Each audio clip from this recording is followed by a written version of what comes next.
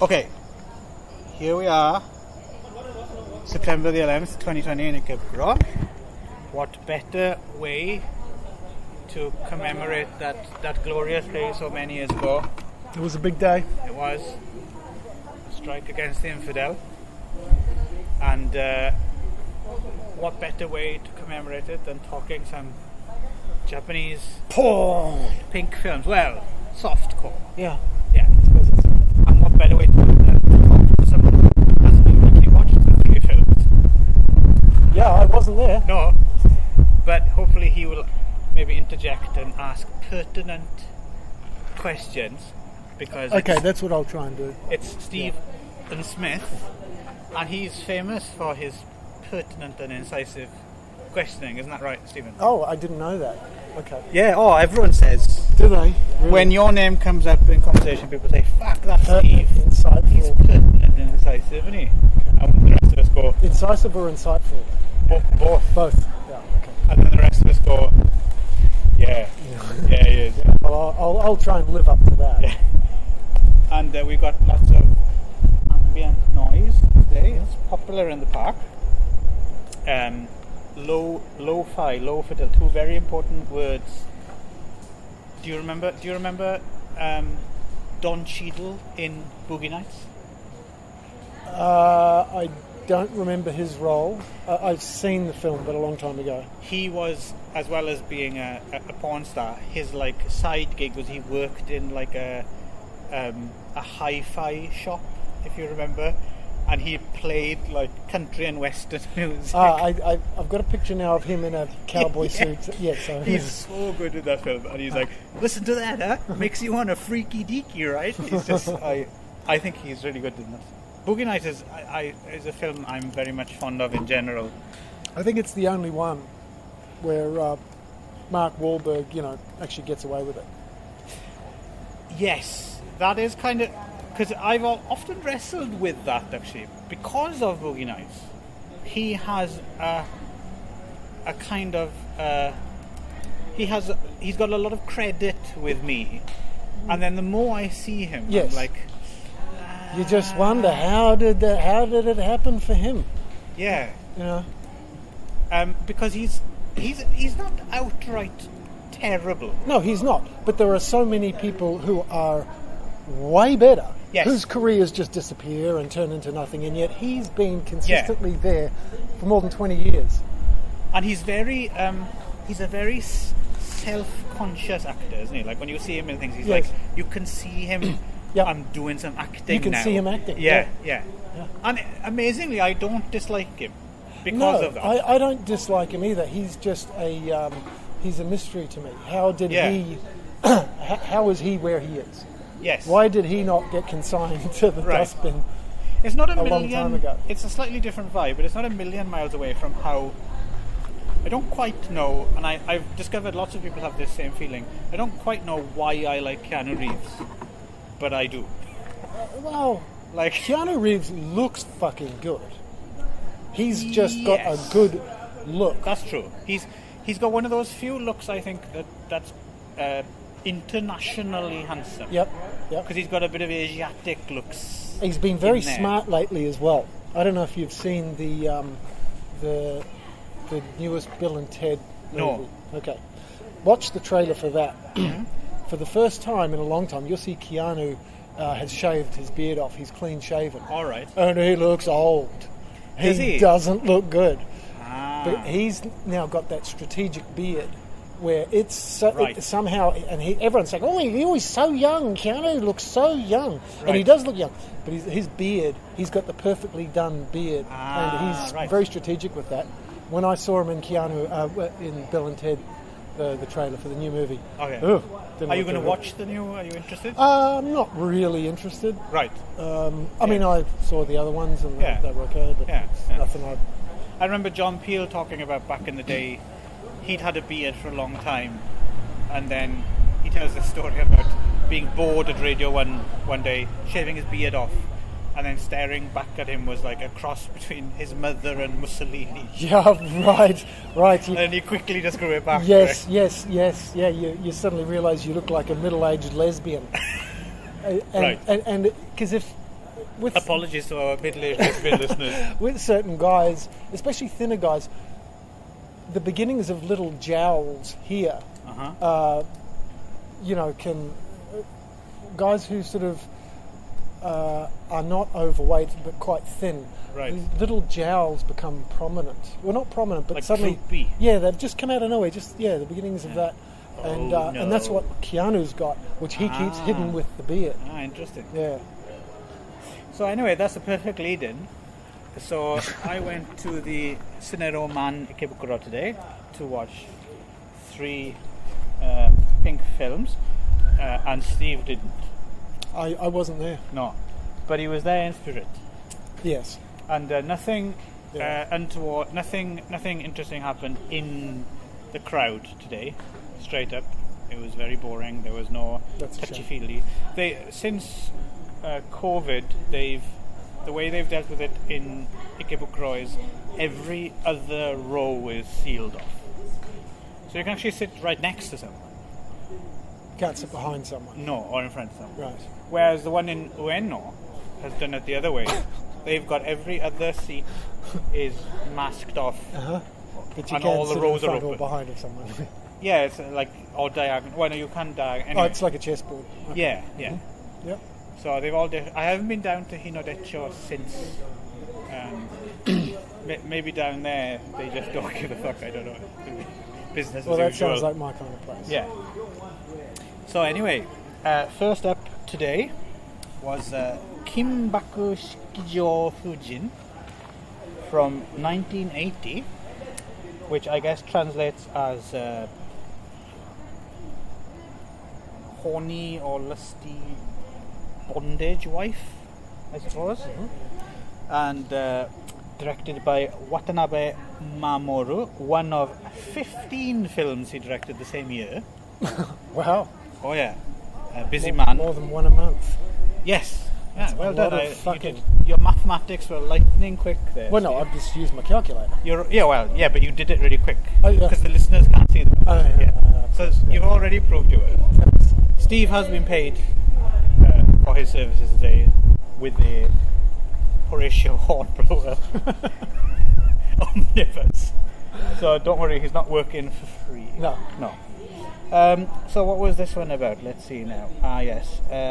This was a very boring film about a young man who has a virgin girlfriend. They have sex, and he meets an older woman in the street, follows him into a cinema, and he wants to fuck her, but she's married to a very abusive husband who likes tying her up and whipping her and sticking cucumbers inside her. Although he's kind enough, he's shoving a cucumber inside her at one point and he goes like, "Oh, sorry," and then he dips it in mayonnaise and then continues. So, thoughtful to a certain extent. There's not much to say about this film. It was quite boring. Was there anything notable? I noticed one character had books stacked very precariously. Like, every time we were in that person's room, I was distracted because I was thinking, if there's an earthquake, those books are just coming down. So Shit. yeah. So there was tension. Yeah. Tension right. and suspense. That's it. And at the end, the young guy and the young girl get it together to have an SM relationship after the older woman goes. That's it. Any questions, Steve? About 1,000 questions. Right. None of which I'm going to bother asking. Fair enough. Because overall it sounds like absolute shit. It was quite boring. Right. Yeah. So we'll go on to our second selection. This was Monzetsu Kaikan Onani, which is swoon or painful bliss, pleasurable masturbation. Which is a different title. This was a new title. I saw it under a different title, which I couldn't figure out what it was.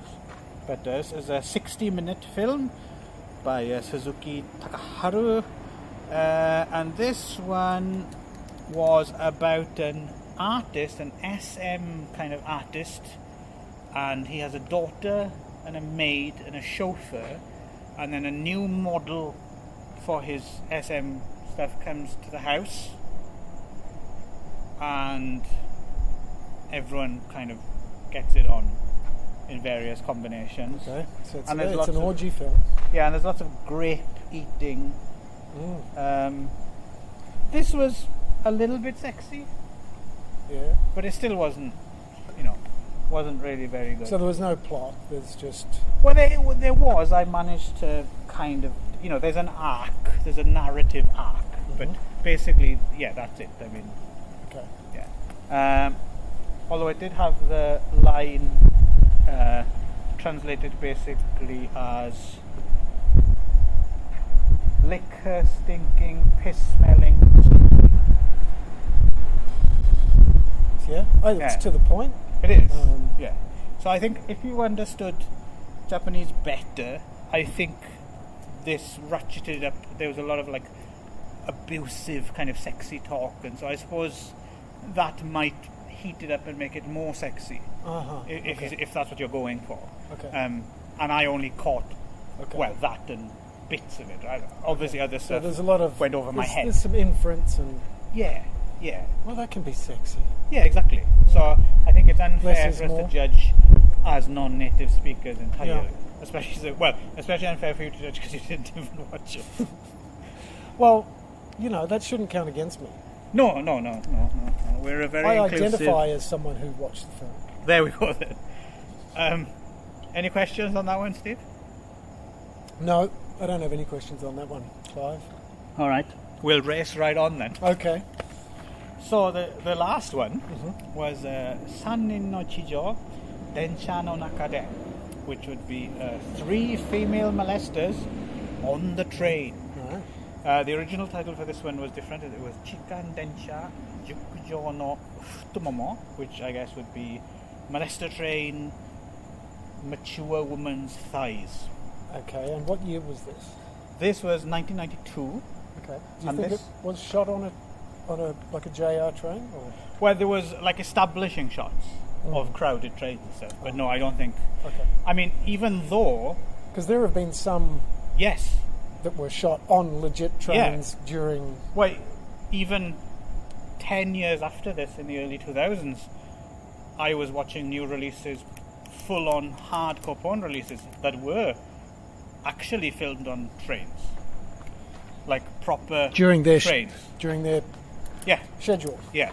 Daily. Yeah. I think that what might have Wow. happened, the difference might have been, I think when everyone started getting cell phones, Yes. might have made a difference. Yes. But no, certainly they did used to do, outrageous shit on trains as well. Right. Like, It's amazing, isn't yeah, it? it is amazing. Japan has got such a different. Culture's the wrong word, but in the West, one of the things that people notice when they first came here, and maybe when foreigners noticed when they first came here, and it's in part to do with the fact that Japan's incredibly densely populated. Young people lived with their parents in very small houses. There was nowhere, it wasn't like young kids left home early, got their own apartments. Right. That just never happened Yeah. here. And so young people, it was very difficult, especially before the invention of love hotels, Yeah. to find a venue Right. to have sex. And it was noted by a lot of foreigners who came here way back Uh-huh. of the prevalence of people having sex in parks. Right. Like it was just, and it wasn't seen as being a scandalous, Right, sort of right. disgusting, vile act. It was You- they had you- literally yeah, nowhere you else to turned go. a blind eye, Yeah, right, and yeah. that's what people had to do. And so that whole, it's the whole thing is quite different to the West. Yeah, no, it's amazing. I mean, yeah. now, luckily, of course, we do have the love hotels, but, those things, consider how many there are, and they stay in business. Yeah. There's a lot of fucking going on. Yes, right? yes. A lot of fucking. There is. And this film was a whopping 53 minutes long. Yeah. This was directed by Minoru Inao under his pseudonym Akira Fukamachi, and this was my highlight. But I think what happens during these sessions, these marathon sessions, is you get beaten down so mercilessly by boredom that I think by the third film It's like how the human brain finds patterns and things that aren't there. Uh-huh. I think what happens is your brain wanders and you just latch on to anything. Yes. And so I kind of enjoyed this. No doubt, I mean, almost heroically shitty low budget, this film. Like, in terms of just, fuck, that looks terrible. Okay. Like, just awful looking. But I started to kind of get into it. So, so this is Chijo is, a female molester. Mm-hmm. So this was a molesting themed film. But with a female protagonist. Yes. See, that's automatically interesting and good. Yeah, well, it also automatically makes it a feminist parable, Steve. Oh, yes, Yeah. of course. Right, yes. You go, girl. Yeah, I will. Thank you, Steve, for that little encouragement. And this had a narrator as well, just to help you along, just in case you were a bit confused. Right. So this started out with the first vignette had a schoolboy being molested by an older woman on the train. Great. But she turned out to have like a Yakuza type guy with her, and it was a shakedown. So they had to hand over money so he wouldn't beat him up for feeling up his girlfriend. Well, that's not very sexy. No. But then, wait Steve, it gets sexier. Okay. But then he bumps into her again when he's in college, and she's now the daughter of one of his professors, and they end up having an affair, Okay. and that's about it. So it's not really the story of a female molester. Because she wasn't really molesting him the first time round for her own gratification. She was doing it as part of a Yakuza job. Right. And then the second time they hooked Yes. up, that was just mutual You attraction. spotted the flaw in my thinking. This isn't quite the empowering story I once thought Well, it was. I feel silly now. Yeah, and well, furthermore, I'm interested in female molesters. And Right. She is not one of them. I have actually been a victim of a female molester. Wow. Once, very, very briefly, That's in front great. of my wife as well, like on a train, because I know Did you really? I know I've got a nice ass. Do you? Yeah. I You do. You do. Yeah, You do. yeah. Just turn around for a second. Yeah. Yeah, you do. I You mean, do. I've got a few extra pounds here and there, but somehow my ass has remained. Yeah. My wife's always commenting on how nice my ass is. Right. So I was on a train once, and my wife was sitting down on the seat in front of me. I was standing, strap hanger, and as the train stopped and the doors opened, a woman came up behind me, grabbed herself a handful of my ass, and then ran off the train. So clearly she'd been like, oh, look at that. You know, she'd been, yeah. Did you run after her? No, the missus was there. What's your number? I didn't even see if she was like good looking or not. So I've no idea. I mean, I could have turned around. It could have been someone horrible, right? But yeah, I don't. Oh, there's I don't nothing know. horrible about And my that. wife was just Wow. agog. It was like, whoa, she couldn't quite believe what. See, Japan is a superior country. Yeah, it's awesome. That doesn't happen anywhere else. So I also quite like the fact that our main protagonist, for some reason, was wearing a leather jacket with no shirt as well when he was a student. That was like the look he was going for. okay. Just walking around with a leather jacket with no shirt. Anyway, part 2, which I think was my favourite segment of this film. This was about an old widowed man and his single daughter, Akiko, who was 27 years old, and she's wondering, why she's not getting married yet, time to get married. And So this movie is a sequence of short films. yeah, three segments. Right. Yeah, each around a female molester. Oh, they're all about... Okay. Yeah. Great. Okay, cool. That's so she molests a young, nebbish-looking guy on the train and jerks him off, and then. And when you say young, what Well, I think he's supposed to be young, but he wasn't. 17 or something? Yeah, something like that. Right. And he rushes off the train to follow her down the street, saying, "Oh, I'm a virgin and I have never touched a woman before. I really enjoy that. Please have sex with me." Okay. So she's like, "All right." All So right. they go to a love hotel. They have sex, and then he confesses that he is actually gay. But then says, I'm not going to be gay anymore. Please marry me. So the film's picking up at this point. Wow. Like I said, you grab onto something, Wow. you know. So she's like thinking about it, and she's like, oh, okay, well, let me think about it. Blah, blah, blah. She goes home. The hilarious twist ending to this episode was she walks in, and her widowed old man father is butt fucking the young man in the living room. Yes. Okay. I almost clapped as well. Siskel and Ebert. Two thumbs up. Absolutely. That is a good movie. I can Yeah. tell you that is a great movie, even though I haven't seen it. Yeah. No, I know. That's why you're here, Steve, because you have that power. Not many people do. Yeah. So, yeah, that was good. Wow. And then the third part. Beyond good. Yeah, it was a bit of a You were lucky. anticlimactic after that awesome episode. Right. This was, as the narrator says, as there are homosexuals, there are lesbians too. So there was There are lesbians too. the lesbian on the train, and she starts feeling up another woman, and then I think I was a little bit confused in this section, but I think what it was the other woman she was molesting was like, oh, I might be a lesbian, but you know, I've never actually been with a man, so I might like men, so I don't want to go out with you.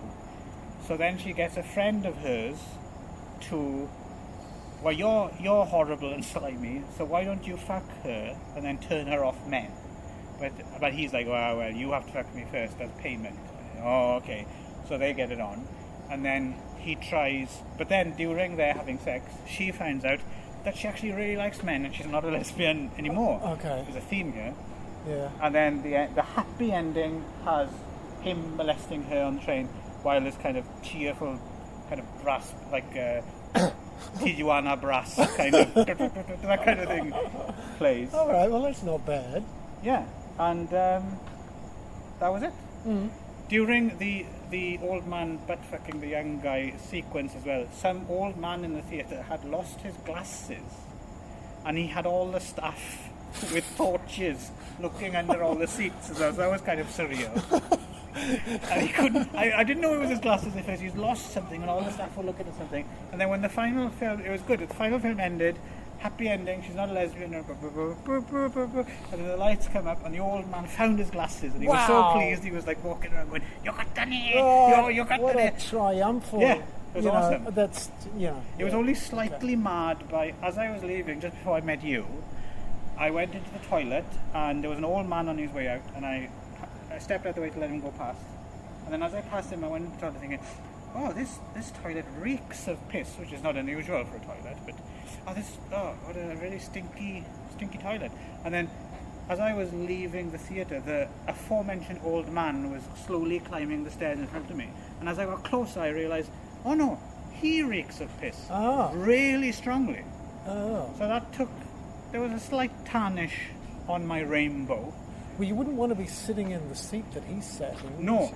And weirdly enough, I've only just realised now, this solves a mystery.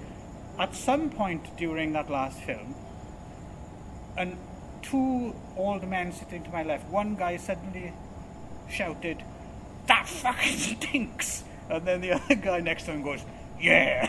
And I couldn't figure out what they were talking about. Uh-huh. But I think maybe this guy had sat Yes. down next to them or walked past them. I think you're onto something there, Clive. You're probably correct. Yeah. He pissed his pants. So there we go. That was my little trip to the Well, CineRoman. overall, I mean, the highlight there was, obvious It's the last film, yeah. and worth the price of admission. I mean, yeah. I mean, That's a fantastic film. I mean, it's we're waiting for the sequel. it's Will funny. they top it? There may be 5 sequels already. We don't know. The last time I was in Ueno in the Okura, I sat through 3 quite boring films, but it was worth it just because there was one scene in one film where it was called Kibagoka Fufu Senso, and it was about like a married couple and their shenanigans with each other or with other partners or whatever. And the husband at one point joins this mutual male masturbation club where all these guys get together and jack off. And they're watching like a stag film, right? And there's a scene, I kid you not, it was like left my jaw on the floor in an otherwise kind of unremarkable film. But there was this one sequence where they're watching the stag film, and you see what they're watching. There's a couple of naked girls running around in the countryside right now, and then they start collecting frogs, and you're like, yeah, all right, whatever. And then it cuts. It's true. It cuts to a wok full of like boiling oil, and suddenly they throw these live frogs into this fucking, and like it's clear real frogs. They're like trying to jump out the oil, and then it cuts back to a room full of guys getting off like furiously. Wow. And I thought, fuck, that's a weird scene. That's very arresting. Yeah, it was. Yeah. So that's the thing. You 2 hours, 55 minutes of boredom. You've got to go through all the dross, and then you get to the gems. And it's the dross that makes the gems better. Yeah, of course. There's no, there's no happiness without pain. So there we go. So that's what I kind of like about these little trips, even though they might seem like a waste of time. They're kind of existential journeys, Steve. Well, it's a mini life. Yes, it's a life. You do live a life in a 3-hour block. Yeah. So that's it for now. Till our next existential trip to the theatre. Bye bye, Steve. See you. Bye bye from me.